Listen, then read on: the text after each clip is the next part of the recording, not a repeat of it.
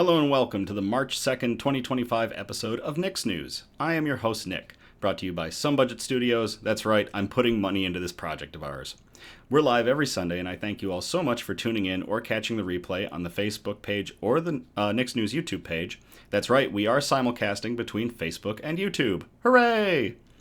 This is a program dedicated to bringing good news to counter all of the bad news that we are bombarded with on a daily basis, with the hope of bringing a little bit of joy back to the world.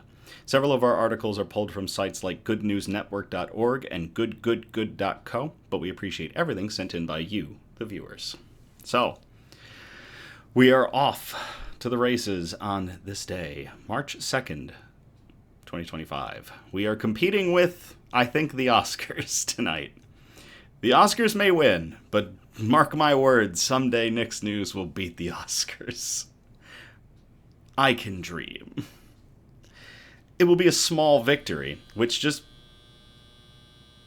I timed that poorly. It will be a small victory, which is actually the name of our news brew. Small Victories by Blue Island Brewing Company. It's a 10.3% ABV Imperial Saison that's brewed with rose hips and hibiscus. It's probably going to be on the floral side, which means getting through this entire bottle is going to be a small victory in and of itself. Hello, Charlie, in the Facebook chat. Glad you have arrived. Producer Donna backing us up. Better quality programming than the Oscars. So we do have a very tall bottle of beer to get through. So we need the Balisong bottle opener, our good friend. Makes its... Ooh, there we go. Makes its triumphant return. I haven't practiced with it in a while.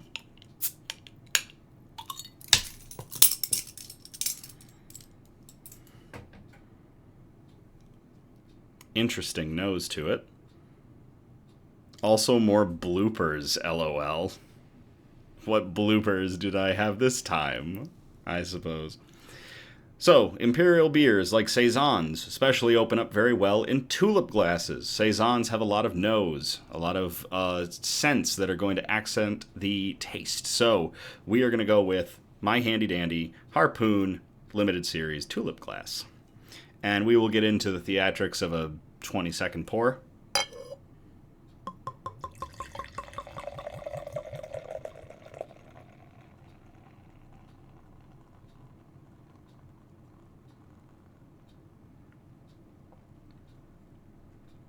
I sometimes catch a lot of flack for the way that I pour a beer, but there's so much carbonation in some of these and so much gas that I don't want getting in me. So I pour aggressive. It makes for a heavy head on the beer sometimes. Wow, that is sticking around. It's a beautiful color, though. Beautiful orange color? Huh. It looks really pretty.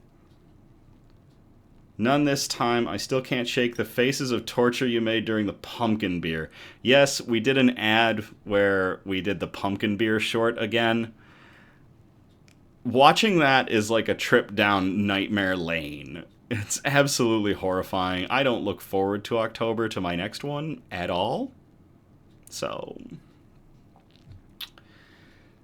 top off this beer.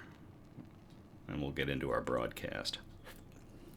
Got a lot left, too. This, oh, it's floral. It's very floral. All right. Let's get into our shout-outs. Do you want some fine wine or really great cider? Head on down to Hen Winery, located between downtown Grand Haven and Allendale. They're open again. They just had their grand opening last weekend. I'm so happy for them. They specialize in small batch wines and ciders that reflect the Lake Michigan climate. And you can check them out Fridays and Saturdays from 1 p.m. to 8 p.m. And I, Nick, will be there on this upcoming Friday from 5 p.m. to 7 p.m. So if you want to come and have some fine wine and amazing cider with me, by all means, stop on out. And we'll cheers Fox and Hen because I absolutely love them.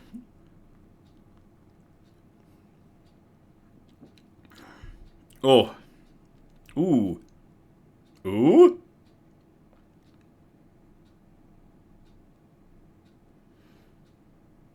That beer is a journey. And it starts off in a Michael's store. And it ends really not bad.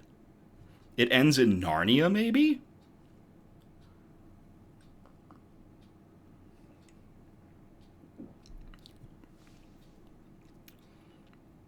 That beer is a trip. Interesting. All right. Yeah, that meanders around and finds its footing eventually. Yeah, that face is going to be the face I just made alone will be a short that'll be up on the site for sure. So just a heads up, and this might not be good news. The night of Saturday, March the 8th into Sunday, March the 9th is daylight savings. We are going to spring forward and lose an hour. Great. This is why there's beer.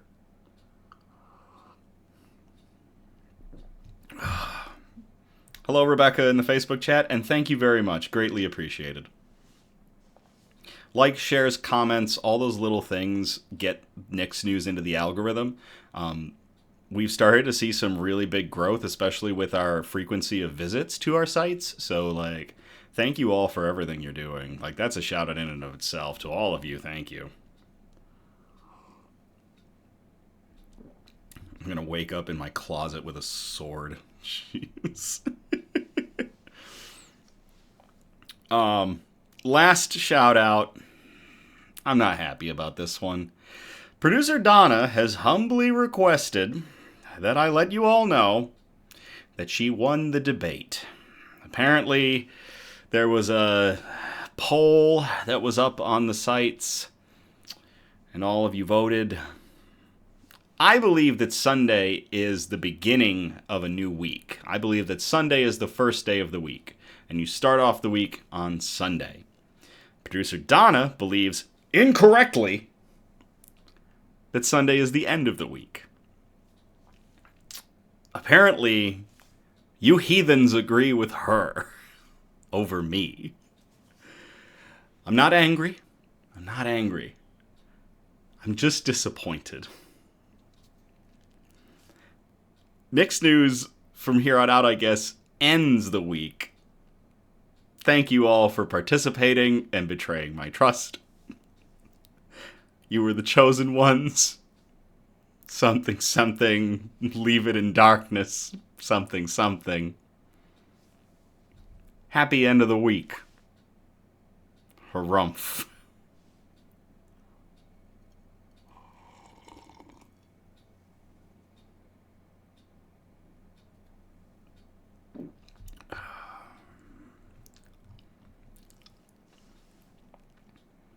News quote. The purpose of life is to live it, to taste experience to the utmost, to reach out eagerly and without fear for newer and richer experience. That comes from Anna Eleanor Roosevelt, an American political figure, diplomat, and activist who largely redefined the role of the First Lady, as she was the longest-running First Lady to her husband, Franklin Delano Roosevelt. That quote, I love that quote because it's all about getting out there and doing the thing. Go out and do the thing. The purpose of life is to live it, to taste experience to the utmost, to reach out eagerly and without fear for newer and richer experience, because there's always something even better around the corner. So, to Anna Eleanor Roosevelt, thank you, and cheers. Hi, Tim, in the Facebook chat.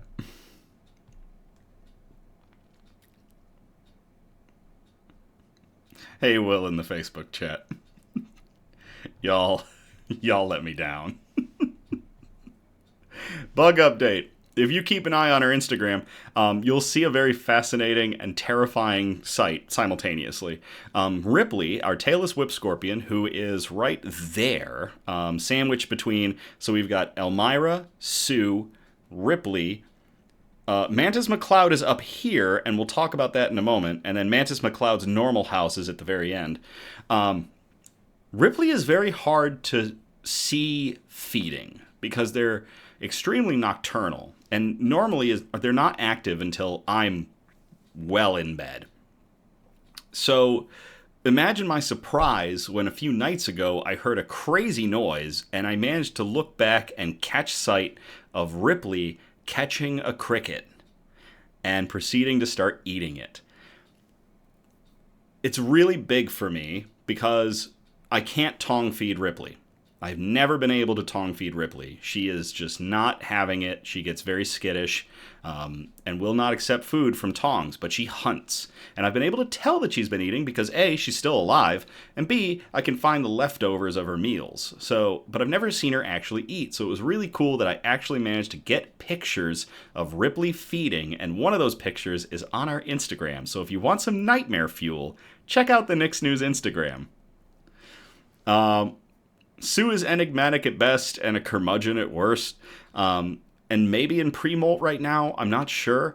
Haven't seen him, but I keep checking on him now and then. So, he's alive and well. I think he might be about to get bigger. We'll see.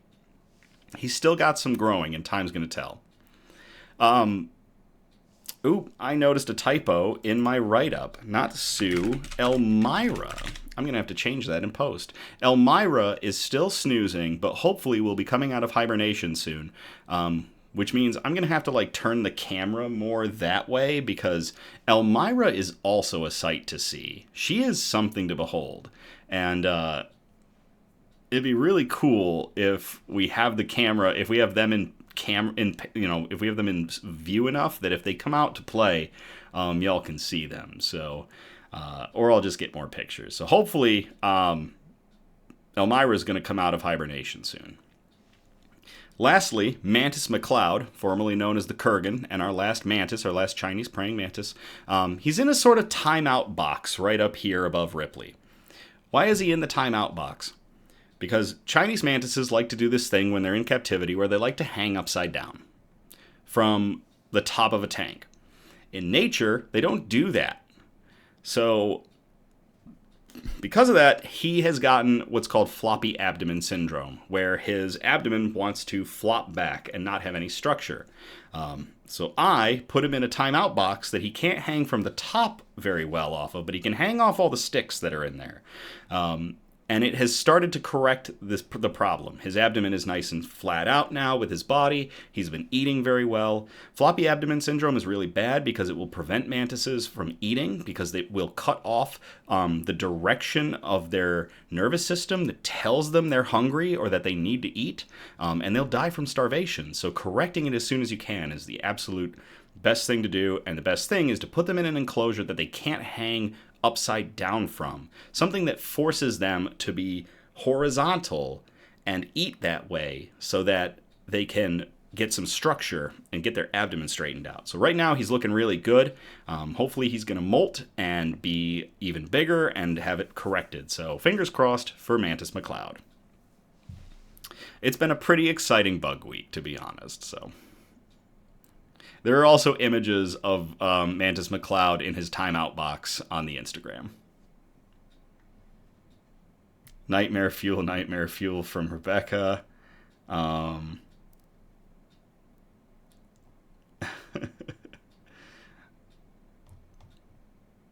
Charlie says, I would totally watch a live stream of debuggy babies.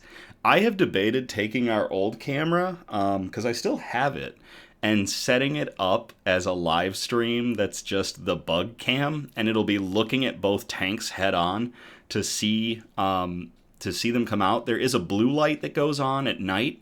I turn it off for the Nick's News streams, but otherwise it goes on when it's normally not a Sunday night, and it goes on after the live stream, and that's like their night light, and they'll come out in that night light. So, and it should be enough. We could test it out, and maybe we could do like a bug stream down the road. So we'll see.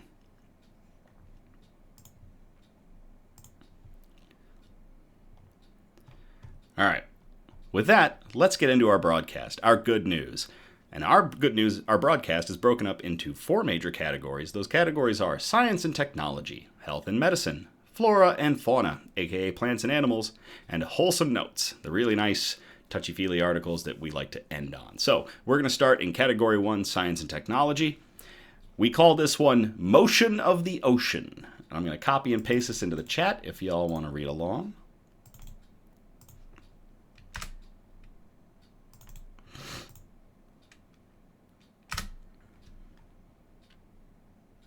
Oop, there it goes. They have a night light. You're such a good bug dad. Thank you very much, Charlie. Yes, some of them have those that are nocturnal have night lights.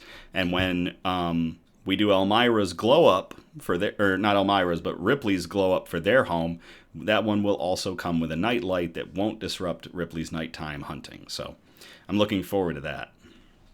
Let's get into the article. Inspired by the human heart, this buoy converts wave motion into clean electricity. This was posted to Euronews, and it was posted on the 22nd of February by Ramsha Wasim. Covering 71% of the Earth's surface, oceans are one of the world's most valuable and yet largest untapped renewable resources. Ocean wave energy is immense, with a huge contribution to make to the clean energy transition. According to the International Energy Agency, or the IEA, ocean power generation needs to grow by 33% per year to achieve a net zero world by 2050. Wave and tidal energy have the potential to be significant, reliable, and sustainable power sources, says Jose Miguel Rodriguez, a senior research scientist at SINTEF, one of Europe's largest research institutes. The Intergovernmental Panel on Climate Change, or the IPCC, estimates that wave energy could generate up to 29,500 terawatt hours per year. That's nearly 10 times Europe's total annual electricity consumption and more than the global annual electricity generated in 2018. That is a huge amount of power. Tidal energy has an estimated global potential of 800 to 1,200 terawatt hours, particularly in narrow waterways like inlets and around islands, says Rodriguez. Governed by predictable gravitational cycles rather than weather, tidal energy provides a steady electricity supply and helps balance the grid, they said. Heart specialist Dr. Stig Lundback was inspired by the pumping of the human heart to co-found Swedish wave energy company CorePower Ocean in 2009. Through years of hydrodynamic research, the company developed CorePack, a gigantic buoy made from durable, lightweight materials that converts the movement of waves into clean and sustainable electricity. Similar to the heart's use of hydraulic pressure to pump blood in one direction, CorePack works by applying tension on itself to pull the buoy down, while the waves push it up. The wave motion is turned into rotation, which is then converted into electricity by generators. That is awesome. So the buoy is anchored. The wave motion wants to pull it up. And instead, what you get by this application of forces is a rotation. And you're rotating a turbine, effectively. That's awesome. The wave energy converters mechanism enables a large amount of power to be harvested using a relatively small and low-cost device, a CorePower Ocean spokesman explained. They say the converter is able to deliver more than 5 times as much electricity per ton of equipment compared with previous state-of-the-art wave energy. That's cool. It's a really interesting way to generate power. Rodriguez considers CorePower Ocean's innovation a significant achievement. CorePower has steadily progressed through development stages, securing investment and research grants, particularly from the EU, he says. Their structured approach has allowed them to put a device in the water, a significant achievement given the limited funding available for wave and tidal energy in Europe. CorePower Ocean's first full-scale wave energy converter is deployed off the northern coast of Portugal, near Agricultura, where it is supplying energy to the Portuguese power grid. So there's already one of these active and supplying power. There are many more companies and research organizations trying to ride the ocean energy wave. Other notable examples include Italian energy company ENI with its inertial sea wave energy converter, the Chinese-built Nanku, a floating generator powered by waves, and Finland-based AW Energy's Wave Roller, made up of large underwater panels. So a lot of different ways to tackle this renewable energy source. Solar power generated 7% of global energy back in 2024, according to the IEA. Over the next 2 years, solar is forecast to meet nearly half of the world's electricity demand, while wind energy is expected to fulfill about a third. Waves have the highest energy density of any renewable source, and although closely tied to wind, they are less variable than wind energy. Tidal energy, meanwhile, is considered to be the most predictable of all variable renewable sources. Despite this potential, wave and tidal tech is lagging behind in the clean energy race. The key challenge is competitiveness, explains Rodriguez. Unlike wind and solar, wave and tidal energy have yet to demonstrate commercially viable technologies at scale. Wave energy faces demanding requirements for both consistent performance and the ability to withstand extreme ocean forces, they went on to say. Many prototypes have failed or underperformed, while offshore wind and solar have demonstrated reliability and cost reductions. Assessing potential requires considering both the availability of natural energy resources and the feasibility of harnessing them. Countries exposed to strong Atlantic swells, Portugal, Spain, France, Ireland, and the UK, have the most favorable conditions for wave energy at utility scale, says Rodriguez. Chris Hollander says waves in the YouTube chat. Norway, with its extensive coastline and many remote island communities, presents a strong market where wave energy could help reduce grid costs and enhance energy independence. Beyond technical feasibility, success depends on economic viability, social acceptance, and supportive policies. That is really cool. That is some awesome work. So, to Core Power Ocean and the many other companies that are working on harnessing wave power for a renewable source of energy, cheers.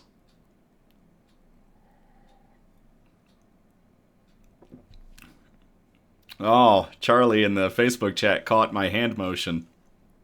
It was Italian.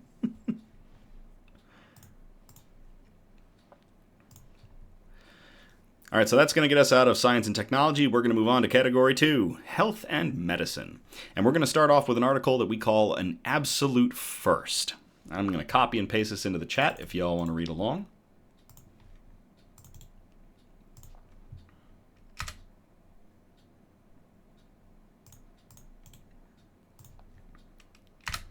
I also see in the Facebook chat I missed something about the bug races.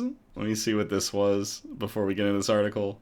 Tim said, can we do bug races?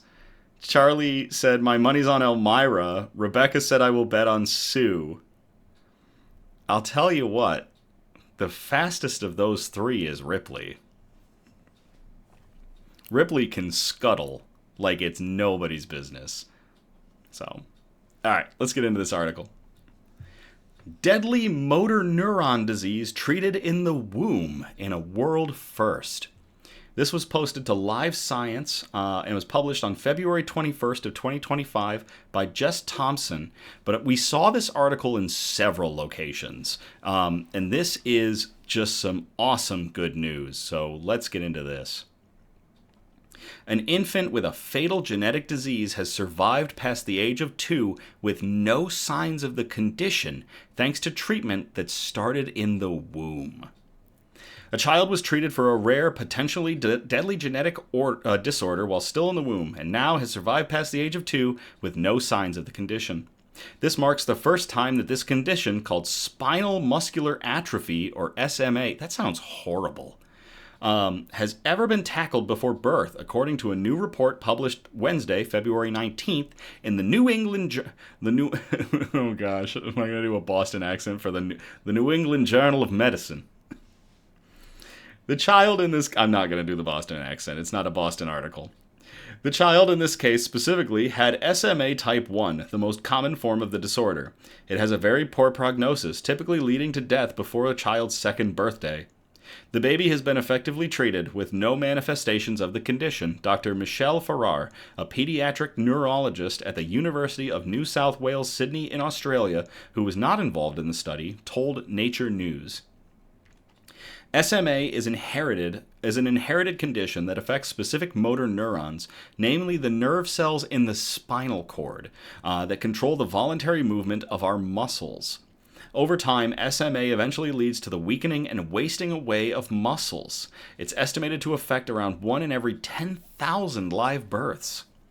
The condition is usually caused by mutations in a gene called SMN1, which contains instructions for how to make a protein called survival motor neuron protein, or SMN protein. This protein is critical for motor neurons to make proteins and grow the wires that send signals out to the muscles. When the SMN1 gene is mutated, the body cannot make enough SMN protein, and the nerves cannot adequately send out signals to muscles. As a result, the muscles, especially in the thighs, back, shoulders, and hips, begin to weaken and shrink from disuse and a lack of nerve stimulation. That is awful. The severity of these symptoms differs depending on the type of SMA a person has. There are 5 types of SMA, 5 of these things, linked to the SMN1 gene mutations, classified by symptom severity and by how early the symptoms appear. Earlier onset symptoms, which show up before or shortly after birth, typically lead to worse survival outcomes. Infants with SMA type 1, which manifests within 6 months after birth, so it's like, it's on you. Like, you've got it and it's hitting. Develop severe weakness that causes difficulty breathing and swallowing, and they often die within the first few years of life without treatment or breathing support. SMA type 1 is the leading genetic cause of infant death. The infant involved in the recent case was found to be at risk for SMA type 1 after undergoing genetic testing in the womb. The parents had already had one child with confirmed SMA type 1 who had previously passed away. My heart goes out to them. The tests revealed that the growing fetus also had mutations in the SMN1 genes on both chromosomes, so was getting it from both parents. The drug risdiplam, brand name Evrysdi, is one of 3 treatments approved by the U.S. Food and Drug Administration, or the FDA, for the treatment of SMA in infants. A tablet taken by mouth, it causes the body to boost the activity of a second gene called SMN2, which also carries the instructions for building the SMN protein, but typically makes less than SMN1. Until now, this drug had only been administered after birth, but in this case, the drug was given to the fetus in the womb upon request from the parents. This is crazy. They had already experienced a loss from this horrible disease. Study lead author Dr. Richard Finkel, a clinical neuroscientist at St. Jude Children's Research Hospital in Memphis, Tennessee, told Nature News. Risdiplam is approved for children who are at least 2 months old, so the FDA gave special clearance for the drug's use early. At 32 weeks of pregnancy, the mother started taking risdiplam daily for 6 weeks. Testing at the time of birth indicated that the drug had indeed been entering the baby's system while in the womb. Roughly 1 week after birth, the baby herself was given the drug orally. So 6 weeks, the mother is taking risdiplam, the drug that promotes the SMN2 gene, to produce the SMN protein. That is going through the mother into the child.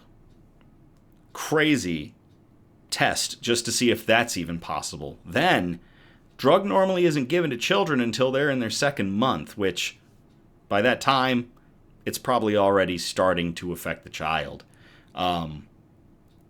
They gave it to the kid, to the baby, roughly a week after birth. So they were pushing the potential and also the limits for this drug and what it could do. At birth, the infant was found to have higher levels of SMN protein and less nerve damage than other babies born with SMA type 1. In the months since her birth, she has shown no signs, she has shown no signs of abnormal muscle development. That's obviously very reassuring, Finkel said. The child will likely have to take risdiplam for the rest of her life into adulthood, and she will be closely monitored for any changes in her muscle development. The researchers noted that this result is based on only a single case, but despite this, these findings indicate that SMA and other genetic conditions might be more effectively tackled if treatment is started before birth. They hope to investigate if these results can be replicated in larger studies in the future. That is really cool. A world first trying to cure or trying to affect and diminish the effects of a genetic disorder while the child is still in the womb. To the doctors and the family and this child who just turned 2, cheers.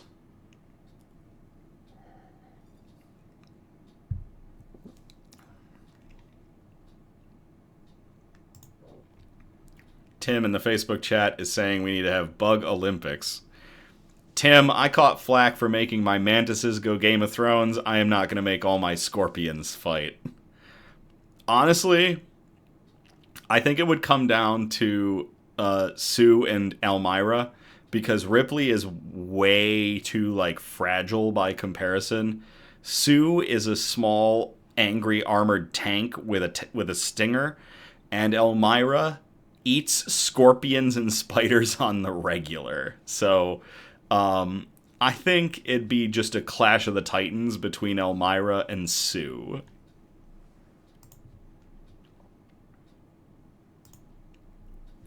Let's get into our next article in Health and Medicine. Cancer. Fuck cancer. I'll copy and paste this into the chat for y'all to read along.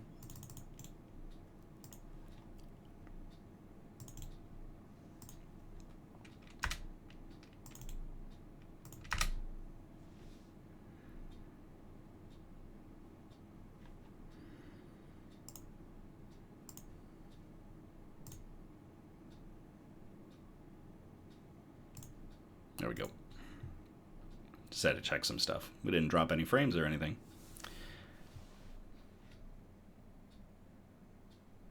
Make tube tunnels and make them race that way, says Rebecca. That's pretty funny. I think tube races would be pretty funny. All right, scientists discover the roadmap that aggressive cancer uses to spread. This was posted to King's College London, and it was posted on the 14th of February of 2025 by... Who's the author? Well, in this story it is Professor Victoria Sans Marino, but I don't think she is the author of this one. I don't think they posted the author, so... Fruit fly beer drinking contest. Oh, gosh. All right, let's get into this. Scientists have discovered a new way to predict which tumors will become aggressive before they metastasize and spread around the body. New research published in Nature Communications reveals how cancer cells are altered by their surroundings, enabling them to change their shape and break out of a tumor. The discovery, which is the culmination of almost a decade of research that began at King's, paves the way for treatments that will tackle cancer before it can spread.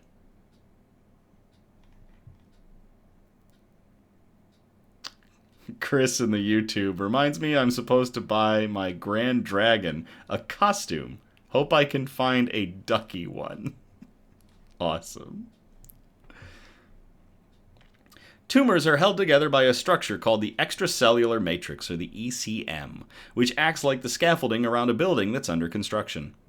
A team from the Institute of Cancer Research London, led by Professor Victoria Sans Marino, formerly of King's, and Bart's Cancer Institute at Queen Mary University of London, or BCI-QMUL, discovered how cancer cells use the layout of this scaffolding structure as a roadmap to leave the tumor. They found that the ECM triggers changes within the cancer cells themselves, altering their shape and boosting their ability to travel to different parts of the body. So it basically is giving them like a care package and a roadmap that tells them, here's how you survive, and go out to the liver, or the lungs, or the brain. Good luck. Ugh. Hey, Mona in the YouTube chat. This breakthrough means that aggressive tumors that are likely to metastasize can now more easily be identified at an earlier stage, allowing clinicians to tailor treatments sooner. Drugs are currently in development to target the ECM's layout, as well as the genes that drive these cell shape changes, which could stop cancer in its tracks before it can escape the tumor and spread. So basically, let's make the ECM more hostile. Let's make it where it doesn't get to give cancer cells this roadmap, so they get easily more picked off by the immune system, or just don't get to leave at all. You basically just lock the doors, close all the windows, and keep them in the building until they can be successfully excised.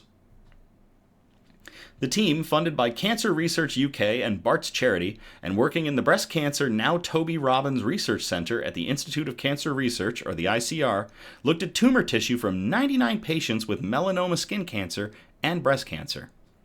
They saw that the ECM was laid out differently in 3 distinct areas of the tumor. Like scaffolding, the ECM is made up of a number of components, including some pole-like fibers. At the center of the tumor, the fibers were spread out and disorganized, whilst at the border, they were tightly packed and thicker.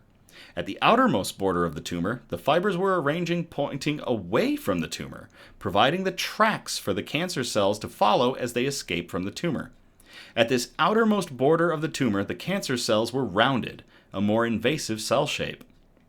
The team tested whether the conditions at the border of the tumor make the cancer cells more aggressive. They grew melanoma cancer cells in a model of these conditions and injected them into mice. Cancer cells grown in these conditions were more likely to spread to the lungs and metastasize than melanoma cells grown in control conditions with disorganized fibers. So the organization of those fibers is directly influencing the spread of successful cancer cells to find other places to live. Ah! I hate cancer. The researchers saw differences in the types of genes present in the cells depending on where in the tumor they came from. Cells at the border of the tumor had more genes linked to cell migration, rounding of the cell shape, and inflammation, all making the cells more aggressive and likely to survive.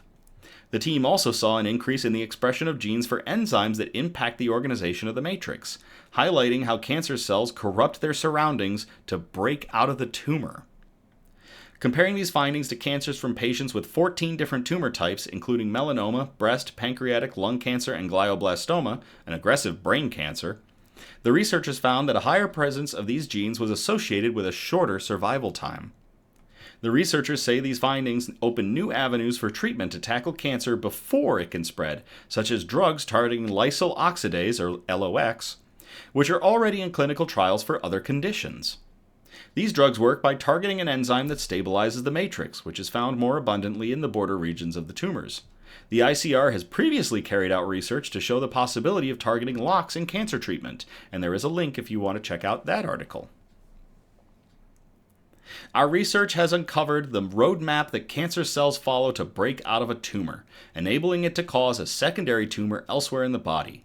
Now that we understand this roadmap, we can look to target different aspects of it to stop aggressive cancers from spreading, said Professor Victoria Sanz Marino, Professor of Cancer Cell and Metastasis Biology at the Institute of Cancer Research in London. The fibers in the structure surrounding the tumor are denser and are laid out like a path for cells to follow, the further out at the border of the tumor that we look. Future research should explore ways to target this arrangement to prevent cancer cells from being able to escape and follow this path. We may also find that targeting this dense arrangement of fibers means other drugs can reach cancer cells more easily, which could improve how well treatments work. So overall, we're not in clinical trials with anything from this new research yet, but this new research is very promising for stopping cancer in its tracks from metastasizing elsewhere in the body.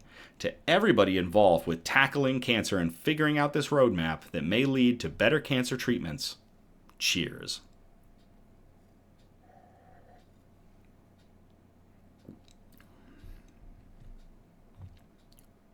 Top off our beer.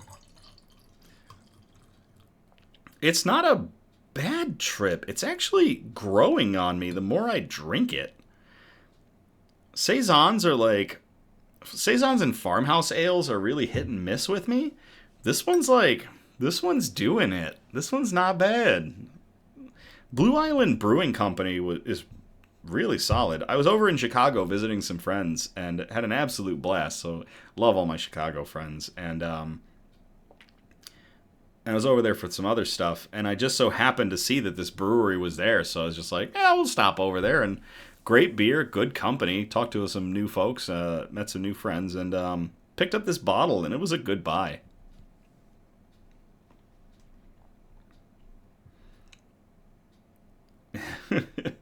If you start getting hamster tubes, I'm getting a hamster, says producer Donna. Ferrets, says Charlie. Spazzy ADHD floof noodles. Cat snakes? Ferrets are just cat snakes. They're horrifying.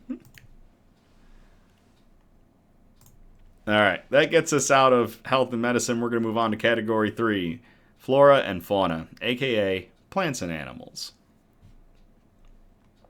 And I'm going to copy and paste this article into the chat if y'all want to read along.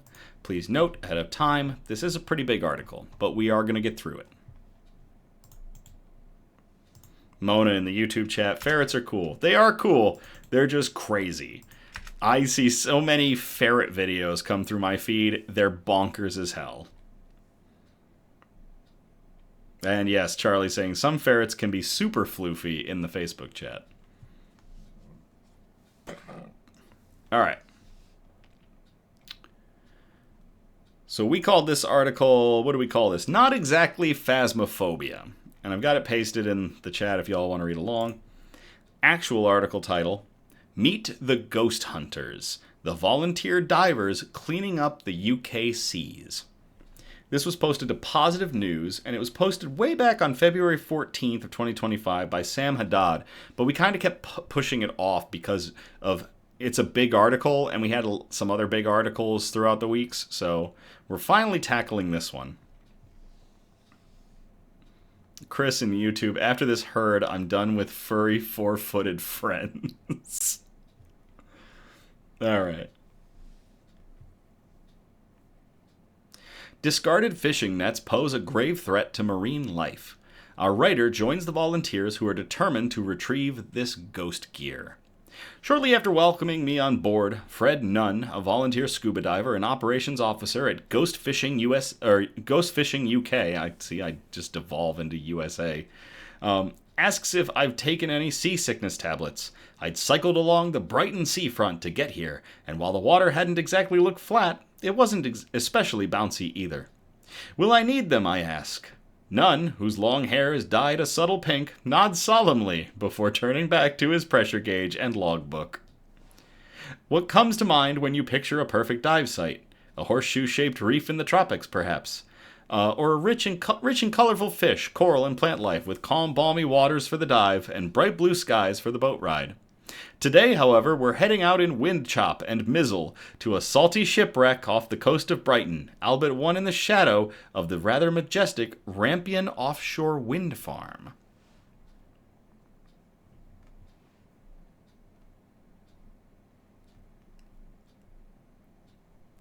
Nunn and his fellow diving volunteers are here for the week. Their task? To remove several large and hazardous chunks of fishing trawler nets that have become entangled in the shipwreck of the Vale of Leven, a steam drifter boat that sank back in 1917. Ghost fishing gear, meaning abandoned, lost, or discarded nets, pots, or lines, is particularly problematic because it continues to catch marine life. Crabs, rays, fish, and even birds or larger mammals such as seals and dolphins get trapped in the gear, where they inevitably die and become bait for more marine life, and so the cycle continues. According to a 2016 United Nations report, each fishing vessel is likely to lose 1% of its fishing gear per year. More staggering still is the stat that for in every square kilometer of fishing ground, there are likely to be 4.4 kilometers of ghost nets. Oop, sorry, my feed lagged hard. It wasn't live for some reason. I'm out in the sticks, so I know it's nothing on y'all. Facebook has been unkind to a lot of us lately, Charlie. Yep. My feed burped too. Tim's, ooh. Looks like the Facebook feed burped. Is everybody back online? Is everybody back with us? Chris in the YouTube chat, I fully think those should be biodegradable. Chris, I wholeheartedly agree. I do not understand why they aren't. With all the advances we've had in biodegradable materials and the strength of such materials, I don't understand why we aren't pushing for these sorts of things to be biodegradable. Especially with nets.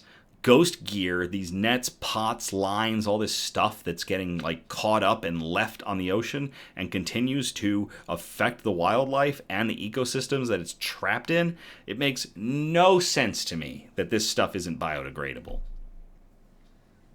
All right, folks in the YouTube chat are saying we're good, so we will continue. Definitely nets. Definitely nets. Ghost Fishing UK was set up in 2015 by Dr. Richard Walker, a scientist and technical dive instructor. Walker was inspired by his time joining Dutch divers from the now defunct Ghost Fishing Foundation to clean up ghost nets in the North Sea.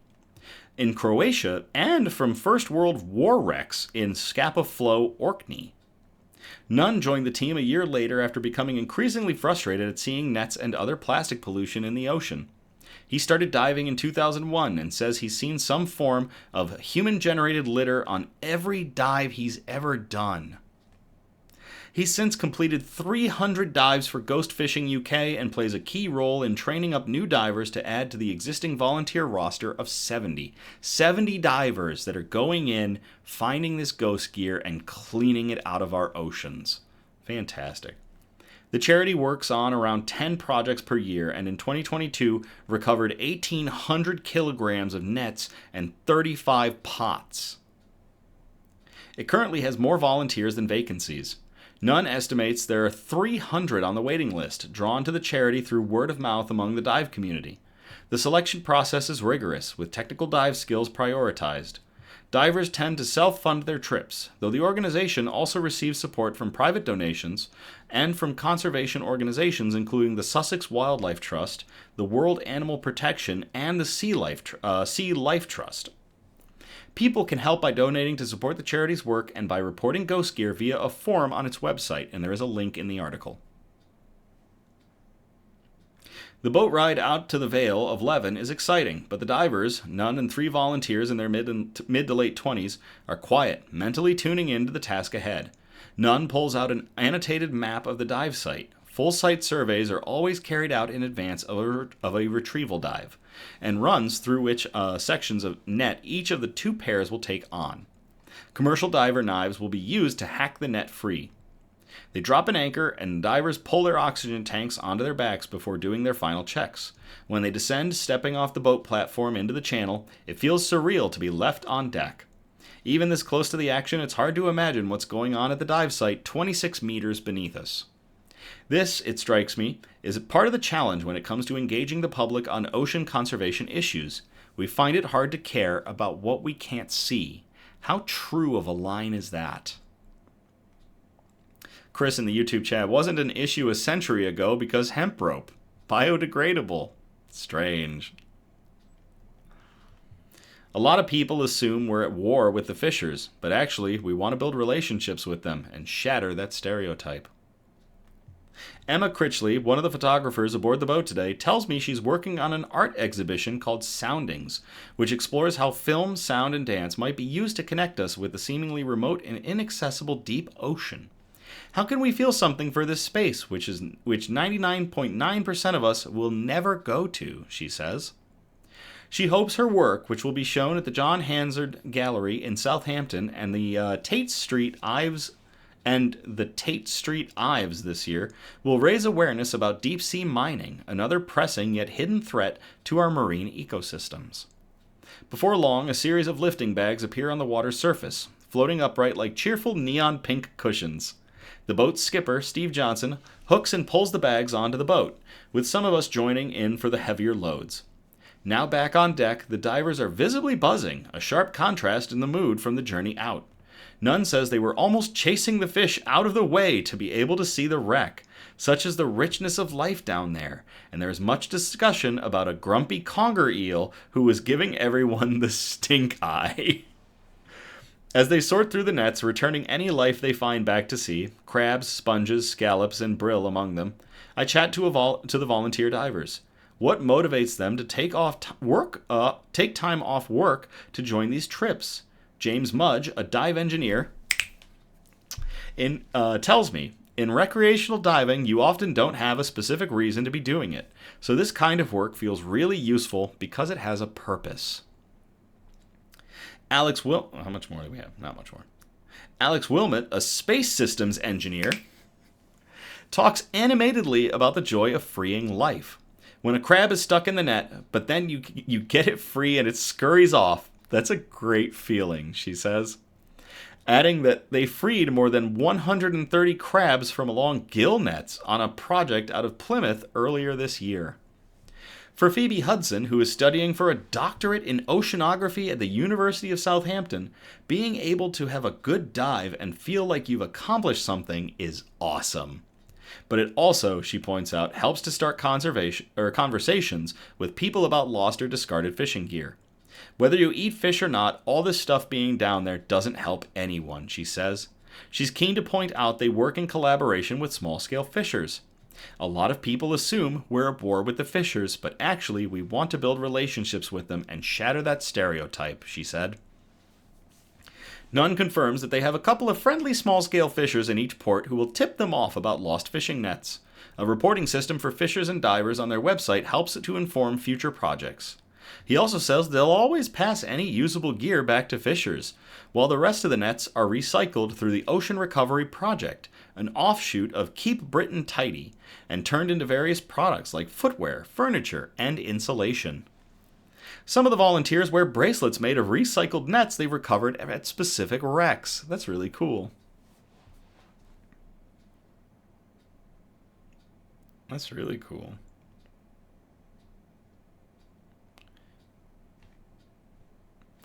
Tom Collinson is a senior advocacy manager at Blue Ventures, a charity that seeks to restore the world's oceans and improve the livelihoods of fishing communities.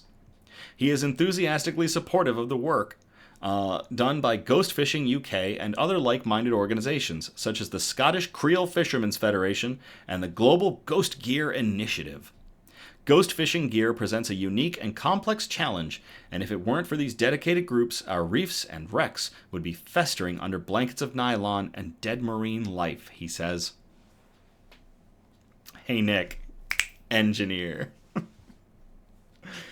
But he also cautions that benefits these groups bring are tiny relative to industrial destructive fishing practices and particularly bottom trawling.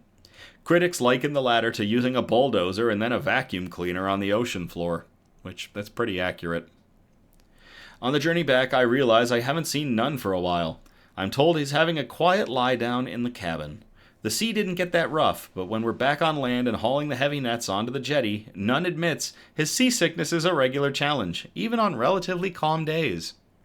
But he adds breezily it's not something that would ever stop him wanting to retrieve ghost fishing gear from the seabed, and in doing so, nurturing this growing community of British divers who want to give something back to the marine ecosystems that have brought them so much pleasure. That is really cool. To everybody at Ghost Fishing UK for cleaning ghost fishing gear or ghost gear from the bottoms of waterways over there in England, and hopefully to all the groups that might be doing that kind of work around the world.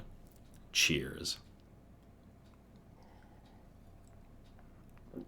Yeah, Tim, you got me. Anything engineer related, I'm buzzing. I'm always buzzing over engineering.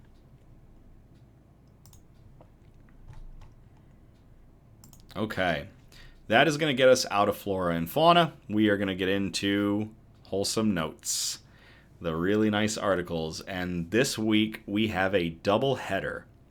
We're going to start it off with this first article, which is a Not All Heroes Wear Capes article. And I will copy and paste this into the chat if y'all want to read along.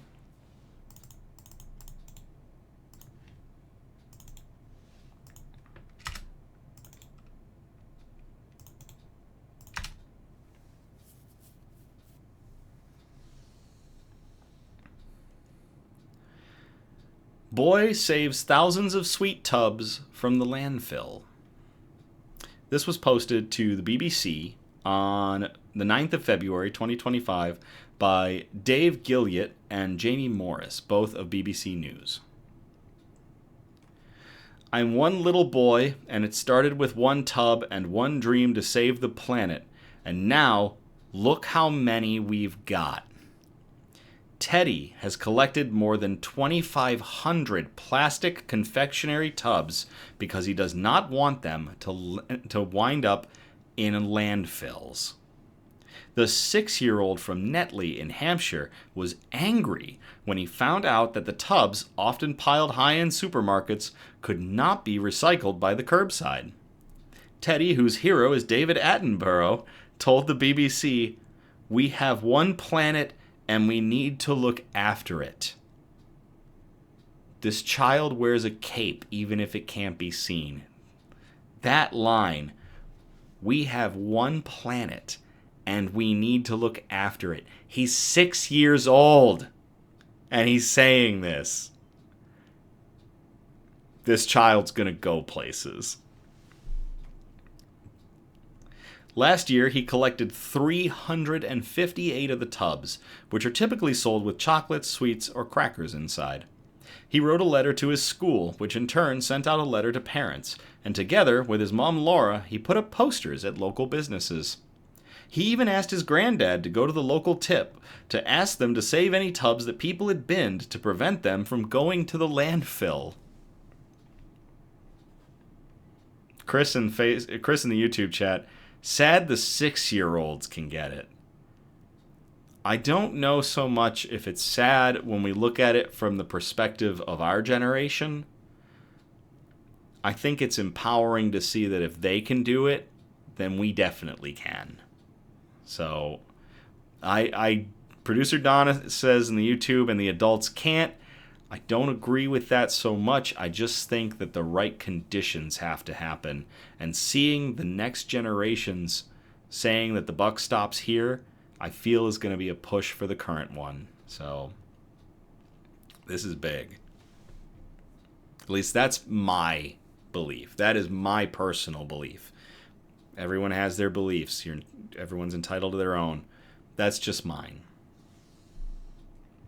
Producer Donna, I hope so. I really hope so. I hope every day. While some authorities in the UK have the capacity to recycle these tubs via curbside collection, Hampshire currently does not. Recently, Teddy stepped up his activity and a post on Facebook in which he described himself as an eco-warrior on a mission, and telling of how hundreds of thousands of tubs go to landfill or the ocean helped gather momentum. He quickly smashed this year's target of 500 tubs, reaching 2,598 tubs in a month. He has also been collecting them from people's houses and has taken them out of bins. So he's going around and just finding these things, and he's like, no, this is coming home with me. It's not going to the landfill or the ocean. Teddy, who wants to be a marine biologist or a stuntman. Oh my gosh, the opposites of that. Marine biologist, stuntman. When he grows up, said, "I'd heard we can't recycle these tubs in our normal recycling bin, but I wanted to change that so I can save the world." This is a hero. Folks, this is a superhero this is a superhero origin story. Remember, you heard it first on Nick's News. This is a superhero origin story. Could be both, says Chris in the YouTube. Oh dear gods, I forgot I had my Bluetooth on and you synced to the van so loud. Sorry, Charlie. I'm just excited about this. This kid is a hero.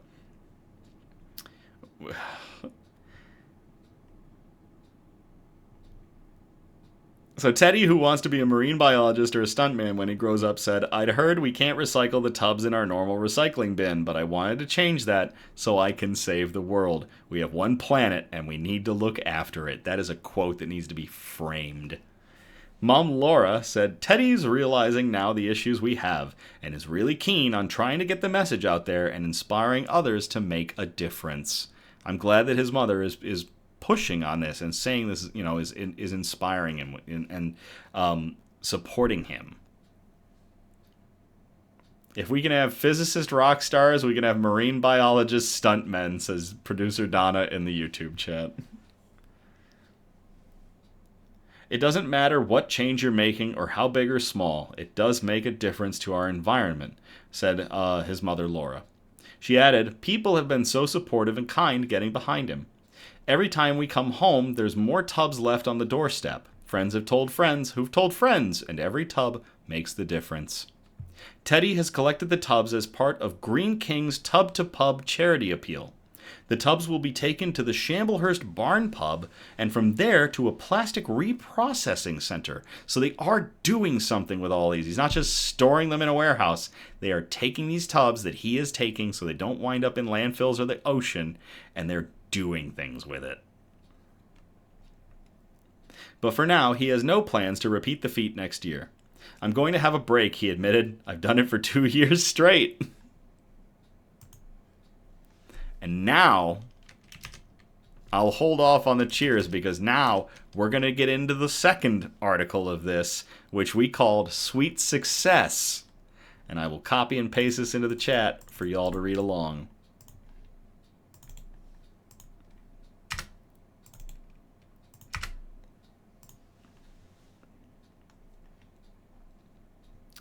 Boy surprised with gift made from sweet tubs he saved from the landfill.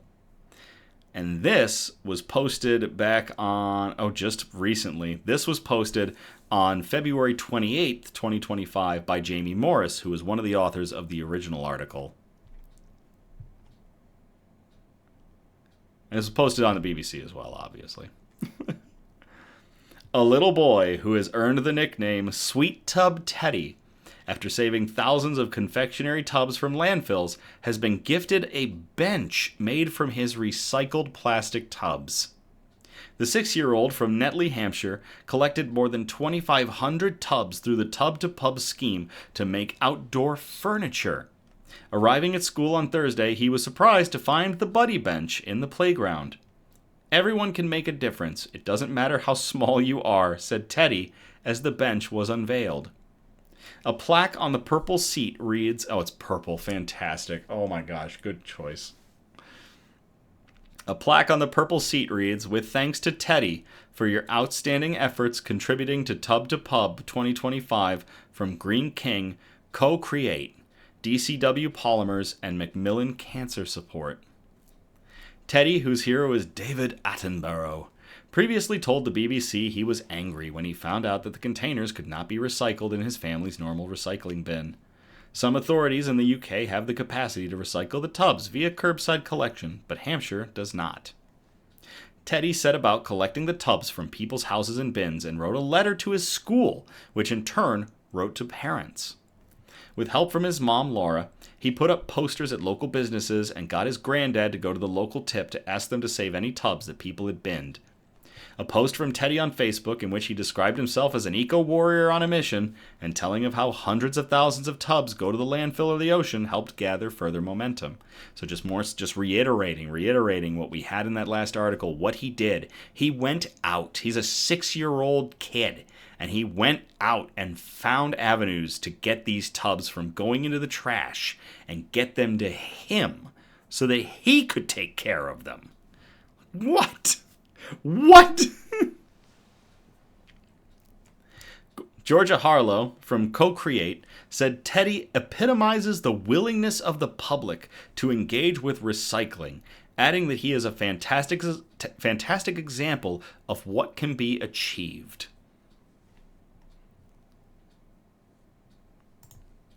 Hey, Cassidy in the Facebook chat. Yep, we're still going. We're on our last article of the night. There's been a lot of interjections. I've had a lot of interjections, which I actually like doing. I like explaining things. It picks my brain when I'm starting to read through these. She said, the bench we are donating to Teddy's school is not only to show our appreciation for his amazing efforts, but also to demonstrate how he has helped to turn used plastic tubs that may have otherwise been discarded as general waste into a new useful product that will be used at the school for many years to come. The day before Teddy visited a recycling facility to learn how they use the plastic collected through the scheme to make outdoor furniture. So all these tubs he's collected have just gotten converted into furniture, which is fantastic. It's a good use for it. You know what they say, every day is a learning day. And at the DCW Polymers warehouse in Exeter, although Teddy wasn't at school, he was learning nonetheless. Teddy helped staff to load sweet tubs onto a conveyor, which sent them to be shredded. The shredded material is then mixed with UV additives to avoid being bleached by sunlight. It is then heated up and pushed into a mold before being cut into planks and sent upstairs to be made into furniture. Awesome process. As part of the scheme, Teddy's tubs were first taken to the Shamblehurst Barn Pub before being moved to a plastic reprocessing center. The pub's general manager, Kieran O'Donnell, said, "Huge congratulations to Teddy on collecting over 2,500 tubs for Green King's Tub-to-Pub campaign this year. We are also proud of his amazing efforts and enjoyed hosting a celebratory meal for Teddy and his family." Fantastic. Hey, Ben in the Facebook chat. It is brilliant that he cares so much about the environment, and good to see how the tubs, saved from landfill, have been recycled into this bench for the school. Well done, Teddy, from everyone at Green King. And not just from Green King. Teddy, not all heroes wear capes. You most certainly do. Cheers to you, Teddy. 6-year-old future marine biologist stuntman collected over 2,500 plastic tins that couldn't be recycled so they wouldn't go into landfills and the ocean, and understands conservation better than so many people that are his senior. Like, cheers, bud.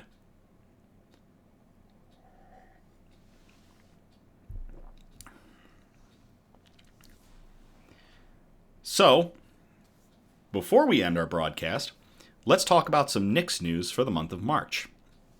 That's right, sometimes we have that magical fifth category that is Nick's news. News about what is going on with either my life or Nick's news itself. And we have a little bit that we want to talk about. So, we're going to have some unique episodes coming up here in the month of March, starting off on the 9th of March. So that episode is going to be the first cool news episode of the year of 2025. Y'all have sent in so many great articles, but some of them haven't made the cut as good news. It's great, interesting stuff, but it's not like good news. Like, we can't kind of trace it back to some of our categories, or maybe it's just not hitting right. But it doesn't mean it isn't cool. So we have compiled a massive amount of cool news. We have so many cool articles in store for you that it's giving me chills. And I love the cold, so that's saying something. So that's going to be on March 9th. And then, after that, as requested in the year in review that we had back at the end of 2024, we are going to do a chat and chill episode. And that episode is going to be on March 16th. It's not going to be the standard Nick's news. There's not going to be articles. It's going to be like it was back when I started this. It's basically just hanging out and chatting with anybody that wants to show up in the chat. We'll also take questions, like behind the scenes stuff, or if you have questions for the Nick's news team, be on hand to answer. Try to keep it PG-13 at worst. I mean, I know I swear now and then. But it's just going to be a chill episode, a chat and chill like it used to be. And again, that was a suggestion from the year in review that we really saw, and it kind of hit us. And it's like, yeah, Nick's news started off as just really everyone just getting together to chat on a live stream. So that's what we'll be doing on the March 16th episode. After that, on March 23rd, we'll be back to the regular scheduled program through the rest of March. So, again, those two upcoming different episodes. March 9th is going to be the cool news episode, and March 16th is going to be chat and chill, just like Nick's news was when it started. So, and we're looking to do that throughout the year.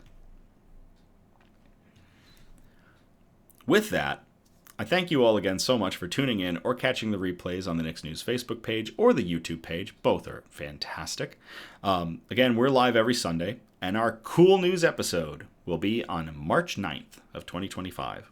I encourage participation, so by all means, if you'd like, you can send in, you can post suggestions for news brews, shout-outs, news quotes, and especially good news articles or cool news articles that we can present on future episodes. If you send us a bunch of articles, I do appreciate if you can scatter them out throughout our 4 major categories, and those categories are science and technology, health and medicine, flora and fauna, aka plants and animals, and wholesome notes, the really nice articles that we like to end on. You can message us on Facebook or Instagram. I watch them every day. Or you can email us at somebudgetstudios@gmail.com. I get alerts for all of them, so that's the best ways to get a hold of us. Feel free to like, subscribe, or comment on our content on the Facebook page and the YouTube page, so we can get the good news out into the algorithm. I won't tell you what to do, but I can't thank you all enough for every like, subscribe, and comment. It is growing Nick's News. It is getting us into the algorithm. I can see the numbers. We are actively getting attention. And it's nothing blowing up. I never expect Nick's News to blow up. But it is good to see that we're getting out there and we can spread good news.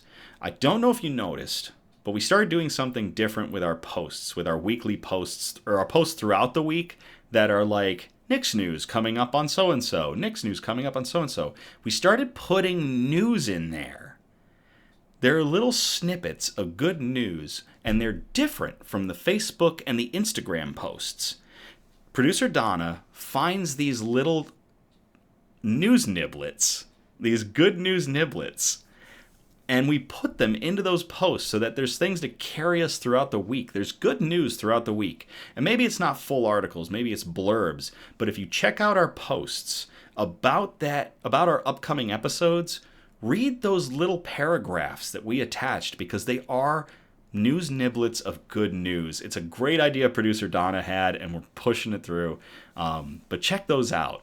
Both the Facebook and Instagram, they're different between the two. So keep an eye on those. News nuggets, says Rebecca. Have a good week, says Chris. Yeah, because we ended the week, so a new week starts tomorrow. Thanks to that poll. Grr. As always, thank you again. I love you all so much. Have a great night, and I will play us out.